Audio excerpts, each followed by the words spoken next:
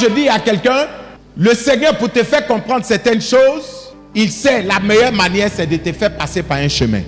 Quand il te fait passer par ce chemin-là, tu apprécies, tu comprendras les autres et tu te disposeras mieux pour les aider.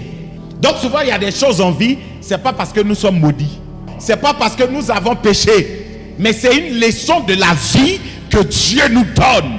Souvent il y a beaucoup de choses, on nous enseigne ça c'est la lettre. Mais quand tu vis la chose, tu comprends mieux, tu apprécies mieux.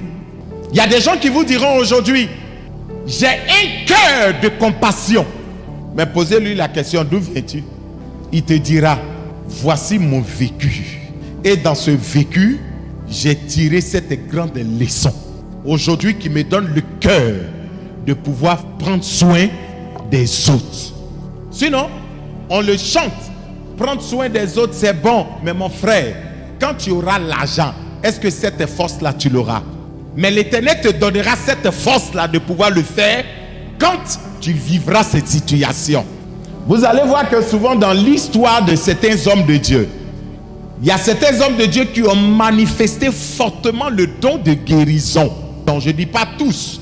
Ils ont manifesté un puissant charisme de guérison parce que eux-mêmes viennent d'une situation de maladie. Donc l'Éternel te fait passer pour que demain, tu sois un soulagement pour les autres.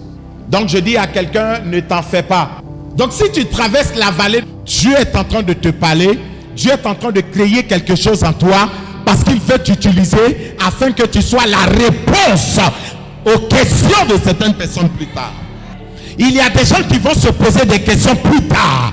Mais Dieu t'a choisi afin que tu sois la réponse. Afin que tu sois la solution à ces problèmes-là. Allons en Luc 15 à partir du verset 11. Écoutez très bien. Il ne faudrait pas reproduire l'erreur de certains. Il dit encore, un homme avait 2 fils. Le plus jeune dit à son père, mon père, donne-moi la part de bien qui doit me revenir. Et le père leur partagea son bien. Donc le plus jeune, se croyant intelligent, malin, il vient voir son père. En temps normal, l'héritage est distribué après la mort du père. Mais lui, du vivant de son père, il avait déjà tué. Parce que c'était quelqu'un, certainement, qui convoitait. Il est venu, son père ne lui a pas refusé ses biens. Vous savez, souvent, quand tu dis à un enfant, ne joue pas avec le feu, il dit tu es contre son avenir. Il dit tu es contre son bonheur. Comment le feu qui est là, qui est bien comme ça, je ne dois pas jouer avec? Qu'est-ce que père, tu me caches?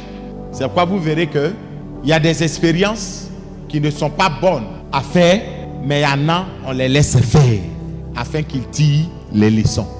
Quand vous donnez conseil à quelqu'un que la personne refuse les conseils, c'est qu'elle va vivre, c'est qu'elle va endurer.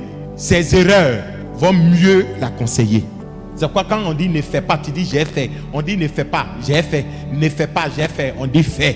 Quand tu fais, ce que tu vas trouver à l'intérieur, là, ça va t'éduquer. Aujourd'hui, il y a des gens qui sont devenus sages dans la vie. Pas à cause des conseils qu'on leur a donnés, mais à cause de ce qu'ils ont enduré.